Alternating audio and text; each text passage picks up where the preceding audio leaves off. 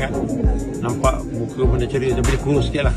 Bila jumpa dia apa nasihat Datuk yang Datuk bagi kat dia? Hari Raya. Siapa? Kat Samsul. Saya kata Samsul, apa sekalipun kuatkan semangat. Kuat semangat, bina hidup baru lah. Mesti jangan hidup seorang. Dia kata pasal negara ni nak hidup seorang dulu, kata dia. Nanti lepas. Dia kata kamu mesti ada pasangan, kalau tidak kamu akan rasa bosan. Tak ada makna kita cari duit, kita kaya, hidup seorang. Oh, Datuk nasihatkan juga. Saya kata cari pasangan, kalau tak ada, cari tu untuk kita ada pasangan. Hidup ni kalau tak ada pasangan, tak ada makna. Kan? Kita makan nasi, kalau banyak duit nasi sepinggan juga. Bukan orang kaya makan nasi mas, tak ada. Bagi saya lah, kehidupan yang paling penting bukan kena duit, kena apa.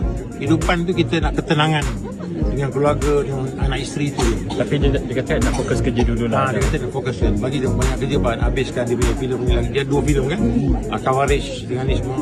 Tapi dia tak cakap Suri nak kahwin ke tak ada, Datuk? Saya rasa tidak lah. Dia kata biar